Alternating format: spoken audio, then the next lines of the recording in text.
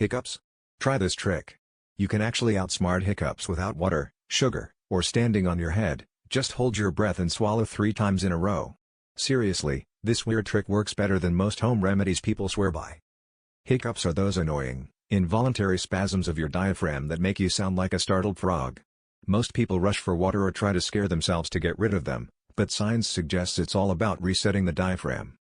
When you hold your breath and swallow 3 times, you're basically forcing your diaphragm to coordinate with your throat muscles. This interrupts the spasm cycle and gives your body a hard reset, often stopping hiccups instantly.